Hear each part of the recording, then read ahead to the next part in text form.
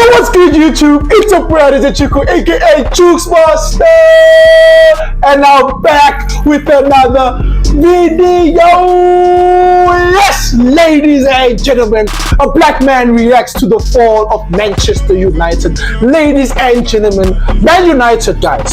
Man United have been having terrible seasons. Ladies and gentlemen, this season, the Premier League season, guys, this season was the worst Premier League season Man United has ever had, almost getting relegated, guys. Crazy.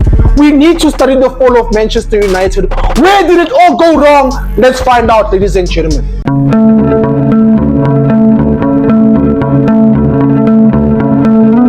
Although Manchester United have been starved of silverware in recent years, their legacy still places them among the most successful clubs in English football. Yet, for many fans, the days when they could take pride in their team feel like they belong to a distant past. Everyone knew it would be tough after the Sir stepped down, but perhaps no one imagined it would be this dire. It's not just the glory days that are fading. The legacy left behind by Ferguson, and before him, the man who laid the foundation of the club's culture, Sir Matt Busby, is slowly eroding. And that's what today's story is about.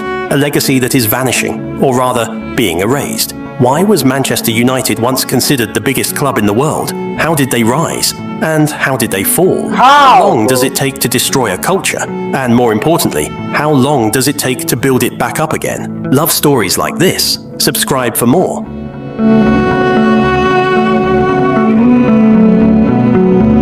Where did it all go wrong, guys?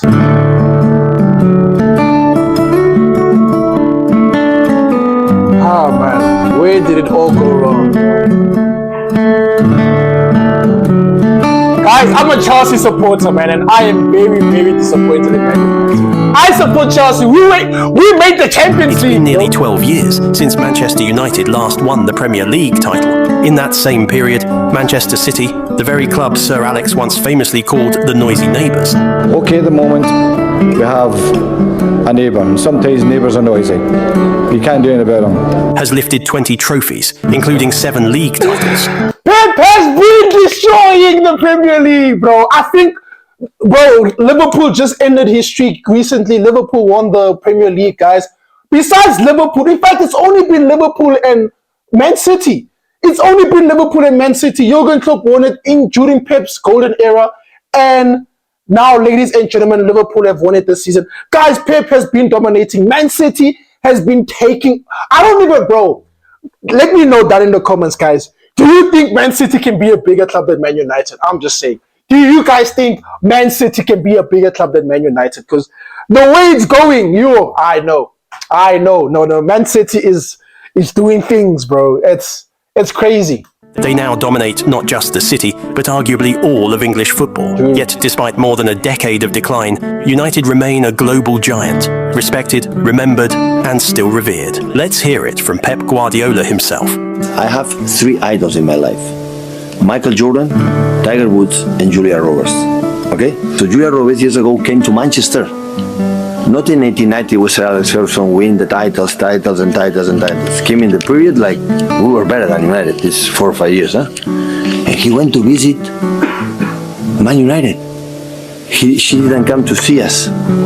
So that's why this is, even I win the Champions League will not be compared for the fact that Julia Roberts come to Manchester, they don't come to see us. The word glory, immortalised in the anthem-like chant, "Glory, glory, Man United," once captured the very essence of the club throughout the past century. So, what gave rise to that glory? Manchester United is one of the oldest and most storied football clubs in history. It would not be an exaggeration to say it is the oldest club to have survived into the modern game while maintaining consistent success. Founded in 1878 by the carriage and wagon department of the Lancashire and Yorkshire Railway, it was originally known as Newton Heath Football Club. In 1902, the club adopted the name we know today, Manchester United. One of the most defining and tragic chapters in the club's history came on the 6th of February 1958. Returning from a European Cup clash against Red Star Belgrade, the team's plane crashed during a refueling stop in Munich. The crash claimed 23 lives,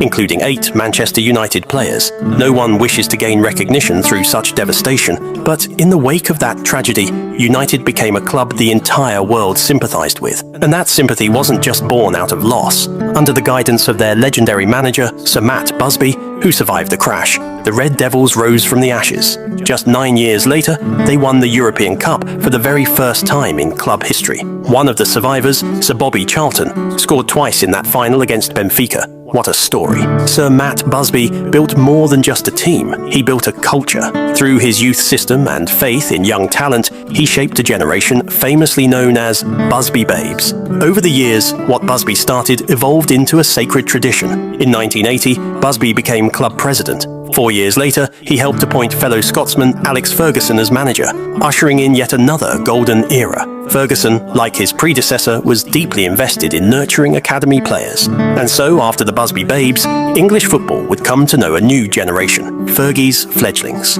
especially the class of '92. From the day Sir Matt Busby walked through the club's doors in 1945 to Sir Alex Ferguson's retirement in 2013, every time I see Bobby Charlton, every time I see Bobby Charlton, what's his name from Real Madrid, I always think of him, bro. Guys, why am I not forgetting his name, bro? He's a Brazilian, the striker. Why am I forgetting his name? Literally when you go to football, search Bobby Charlton, you'll see him, bro. Bro, I'm forgetting the Real Madrid striker's name. I don't know why am I forgetting it. I watch football for crying out loud. But you guys know who I'm talking about. Were at the helm for 52 of those 68 years. 18 of the club's 20 league titles and all 3 of its European triumphs were won during this era, a period that made United the most successful club in the British Isles. This deeply traditional structure also brought long-term continuity. Players like Gary Neville, Paul Scholes and Ryan Giggs spent their entire careers at United. In fact, all 5 of the most capped players in the club's history came through the youth academy. Under Ferguson alone, 46 players served the club for at least 5 years. It becomes clear that the famous slogan, revived when Cristiano Ronaldo returned, "Once a Red, always a Red," wasn't just a catchy phrase. Manchester United used to be a club where loyalty from players wasn't demanded. It was natural. These are the on-pitch foundations of United's former glory, but the off-pitch factors tell just as much of the story. Looking at the club's old crests, we see that the term football club appeared consistently until 1998. Why was it suddenly dropped that year? Since the early 1990s, football had begun to be viewed not just as sport, but as part of the entertainment industry. The creation of the Premier League in 1992 marked this shift, and it's fair to say that Manchester United were one of the first clubs to recognise the commercial potential this new world offered. Once merely a local football club with a loyal fan base, United underwent a mental transformation, setting the stage to become a global brand. Just like we prefer familiar brands when buying food because we associate recognition with trust, people also form emotional bonds with football clubs. Bonds that go far beyond trust. While traditional advertising can only go so far, clubs inspire something far deeper. The industrialization of football, and clubs beginning to treat fans as customers, might still leave a bad taste for some. But like it or not, this was the new reality of the game. United adapted to that reality far earlier than most. Starting from the late 20th century, the club was being run with a modern, global vision. In the summer of 2001, they held pre-season matches in Malaysia, Singapore, and Thailand. In 2003 and 2004, they toured 5 cities across the United States. In 2005, they traveled to Hong Kong, China, and Japan. In the years that followed, their tours continued through South Africa, the Far East, Bro, Kaiser Chiefs versus Man United. Please let me know down in the comments who won. I actually want to. and America.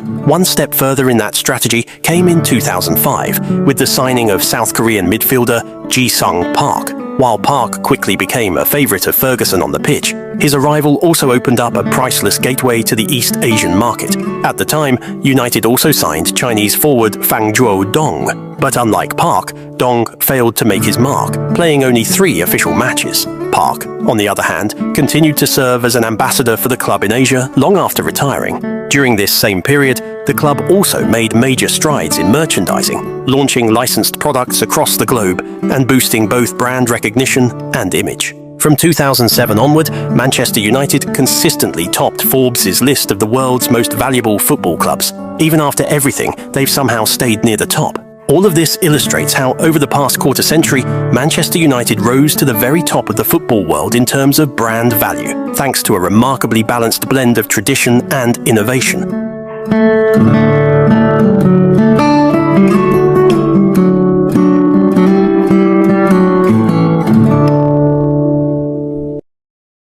Where did it go wrong?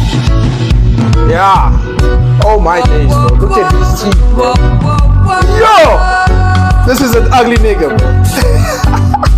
This nigga's ugly, bro.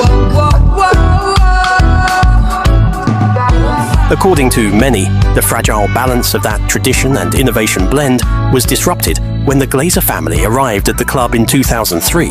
Strangely enough, this story begins with a racehorse named Rock of Gibraltar. Sir Alex Ferguson was famously passionate about horse racing, a hobby he inherited from his father. He co-owned Rock of Gibraltar, a champion horse that ran in his colours and won 7 races in Ireland. At the time, the horse was valued at around £50 million. However, Ferguson ended up in a legal dispute with his co-owner, Sue Magnier, over the ownership rights. And you might be asking, what does any of this have to do with Manchester United or the Glazers? Well, here's where the two stories meet. Sue Magnier's husband, John Magnier, and his business partner JP McManus were, at that time, the largest shareholders in Manchester United. In other words, Ferguson had just gone to court against his own bosses. This made the rest of the shareholders nervous about potential damage to the club's stability. It was around this time that an American businessman named Malcolm Glazer entered the picture. He purchased 2.9% of the club for £9 million and began closely monitoring developments. Within a year, he had increased his stake to 30%. In 2005, he convinced McManus and Magnier to sell him their combined 28.7% share, giving Glazer control of the club. But he didn't stop there. That same year, using a financial strategy that involved leveraging the club's own assets, Glazer secured 98% of Manchester United's shares, effectively becoming the sole authority. To put it simply, he used the club itself as collateral to borrow the money needed to buy it, amounting to a staggering $787 million. Soon after, he delisted United from the London Stock Exchange, ending its status as a public limited company. From that moment on, the club became dependent on the Glazer name. United fans knew right away that nothing would ever be the same again. Many still refer to the day the takeover was finalised as the day Manchester United died. Since then, one chant has echoed consistently at Old Trafford: Glazers out. Who knows? If not for that racehorse dispute, perhaps the Glazers would have never found an opening to take over the club in the first place. In June 2005, Malcolm Glazer's 3 sons, Joel, Avram, and Brian, attended their first ever match at Old Trafford, and what a welcome they received. The future owners of the club were met with furious protests from United. Yo, bro. Yo, bro, if someone had to do that for me, bro, I'm not going to the club. Hell no, bro. That's scary, bro. That's wild. Supporters. Fearing for their safety, the Glazer brothers had to be escorted out of the stadium by police, sneaking out through the players' tunnel and into a police van. Despite everything, the early years of the Glazer era weren't exactly a disaster in terms of sporting success. After all, Sir Alex Ferguson was still in charge. So was David Gill, the club's CEO, and the man overseeing all football operations. The duo continued their work until 2013, and during that period, the Red Devils won 5 more Premier League titles. Between 2008 and 2011, they reached the Champions League final 3 times in 4 years, winning it once. In short, United were still at the summit of European football. What's more, the Glazers had indeed contributed to the club's brand growth, something I mentioned earlier. As brand value increased, so did revenue. This opened the door to major global sponsorships from industries far beyond sport. In 2012, the club signed what was then the biggest shirt sponsorship deal ever, partnering with an American car company for an annual fee of £49 million. Broadcast and matchday revenues skyrocketed compared to previous years. It felt as if United had discovered a money-printing machine. But then came the moment every Old Trafford supporter had been dreading. In late June 2013, Sir Alex Ferguson brought his 26-year reign at Manchester United to an end, and alongside him, David Gill also stepped down. This created a serious vacuum for the Glazer family, who had always left football-related decisions to this trusted pair. The Americans, who still referred to the game as soccer, had very limited knowledge of it. Worse yet, they never made any effort to learn, nor did they attempt to understand what this club meant to its fans. To the Glazers, Manchester United was no different from any of their other businesses, and success, like everything else, was measured only in financial terms. In the four major American sports, football, baseball, basketball, and ice hockey, there are systems in place to preserve competitive balance. Draft picks and salary caps prevent any one team from dominating for too long, while also giving underperforming teams a chance to catch up. Perhaps that's why the Glazers didn't see much of a problem with a club going many years without winning a title. After all, they also owned the NFL's Tampa Bay Buccaneers. Since the Super Bowl era began in 1967, the NFL has produced 20 different champions in 56 seasons. In that time, the Buccaneers won the title twice, once in 2002 and again in 2020, 18 years apart. And for the Glazers, that was more than enough to be satisfied. In 2014, following the death of Malcolm Glazer, control of the club fully passed to the family, and from that moment on, things only got worse. To replace David Gill as the head of football operations, the family appointed Ed Woodward, whose professional background was in tax consultancy and accounting. Hardly the resume you'd expect for someone tasked with running one of the world's biggest football clubs. And truth be told, Woodward's knowledge of the game and overall vision weren't much different from that of the Glazers themselves. This, ultimately, was the real reason behind United's downfall. After the departure of Ferguson and Gill, they were left in charge of a game they neither understood nor, if we're being honest, even cared about. The owners of the club, the Glazers, they don't care about the club. As you know, this Manchester is a marketing club. They will get his money from the marketing. The sports, they don't really care, in my opinion.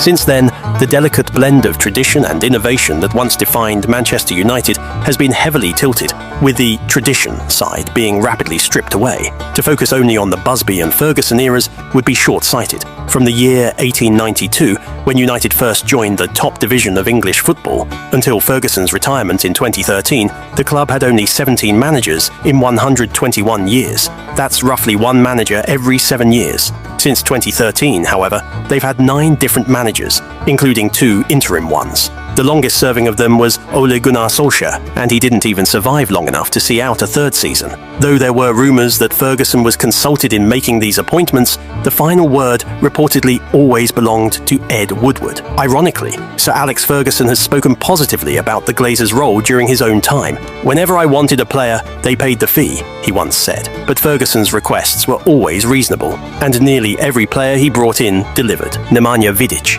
Patrice Evra, Michael Carrick, Anderson, Nani, and Antonio Valencia all proved their value and served the club loyally for...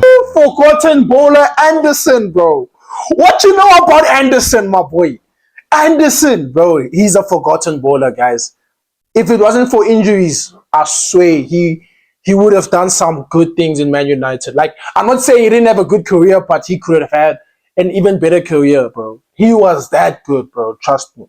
He was that good, bro. Between 7 and 12 years, remaining true to United's traditional standards. Since the summer of 2013, when Woodward took charge of operations, the number of players who have remained at the club for more than 5 consecutive years is barely more than a handful. Juan Mata, Luke Shaw, Anthony Martial, though his contribution is debatable, and Victor Lindelof. And all this despite United having spent over 1.8 billion euros on transfers during that period. Angel Di Maria, Anthony Martial, Paul Pogba, Romelu Lukaku, Harry Maguire, Jadon Sancho, and most recently, Antony. Each of them cost more than 60 million euros. Which of these players truly met expectations? That's for you to decide. Yes, just like United, the blue side of Manchester also spends ridiculous amounts on transfers, but after that level of investment, you'd expect the Red Devils to match. or even surpass them in some areas. Instead, there is nothing United have that City don't. In fact, most of the players sitting on City's bench or buried deep in their rotation would walk straight into United's starting 11. Even the club's once prized academy, long a source of pride, is far less productive today. United used to balance their transfer policy with homegrown talent. Ferguson once said, "I couldn't even picture the backbone of my team without the boys who came through the academy. They were the reason we had stability." About the class of '92, he added, "They were the kids who carried the soul of the club." Since Marcus Rashford and Scott McTominay were promoted to the first team in 2016 and 2017 respectively, only a handful of academy graduates have managed to earn regular places in the senior squad, most notably Alejandro Garnacho, and, more recently, Kobbie Mainoo. This lack of breakthroughs suggests something else, that the club has failed to invest properly in its facilities and youth development over the last decade. Cristiano Ronaldo even highlighted this very issue in his controversial interview, expressing disappointment with the club's stagnation. "Nothing has changed here since Sir Alex left," said Ronaldo. "Nothing changed since I left. The pool, the jacuzzi, even the gym, even some technology, even the chefs, who I appreciate. Lovely people. I thought I'd see new technology, new infrastructure, but I saw the same things I saw when I was 20. After Malcolm Glazer passed away, his sons became more interested in cashing out shares than investing in the club. United supporters did everything they could to stop the decline. But the harsh truth was, there wasn't much they could do. As long as the Glazers held ownership, the fans had no real say in how the club was run. Back in 2005, a group of fans even created a new club called FC United of Manchester as an act of protest, but the movement never grew beyond that symbolic gesture. Then came the European Super League fiasco, a moment that didn't just infuriate Manchester United fans, but enraged football supporters across Europe. At the heart of it, Ed Woodward. He stepped down in 2021, but things didn't exactly improve. The Glazers seemed more detached than ever, with their only clear ambition being to sell the club. Gary Neville put it bluntly, they treat it like a toy. Of course they'll sell it, because the only thing they care about is money. Finally, a glimmer of hope arrived in the final days of 2023. British billionaire Sir Jim Ratcliffe bought a 25% stake in the club and signed a deal with the Glazers to take over all football operations. From 2024 onward, structural reforms began under the leadership of Ineos, from the academy to the training grounds. Sir Ratcliffe is one of Britain's most reputable and trusted businessmen. For that reason, United fans are feeling more optimistic than they have in years. Still, some believe that unless the Glazers are fully gone, the club will never return to its glory days. In June 2023, exactly 18 years after the Glazers' takeover, Premier League clubs reached a consensus to limit leveraged buyouts like United's. Such acquisitions will now be capped at around 65% of club assets, making another Glazer-style deal virtually impossible. But in the end, it was Manchester United and their loyal supporters who paid the price. The Americans bought the club in 2005 for roughly £800 million, and now they've sold just 25% of it to Jim Ratcliffe for a price exceeding £1 billion. Of course, if you had the chance to ask them, they'd probably boast about the club's current brand valuation, said to be over $6 billion. But what they've truly left behind is a battered club, from its training facilities to its stadium, from its global fan base to its museum. Yes, in just 12 short years, they managed to dismantle a club's entire structure and erase a century's worth of tradition. And now, a single question lingers in the minds of those at Old Trafford. How long will it take? How long until Manchester United rebuilds the culture that once made them kings, not just of English football, but of Europe? Ladies and gentlemen, yeah, it's long. It's long for Manchester United. Let's see what the future holds for Manchester United. It's been your boy, Chuko, aka Master. It was a privilege watching this video with you guys. And let me know down in the comments, what do you want me to react to? I'll see you guys in the next episode. Take care and peace.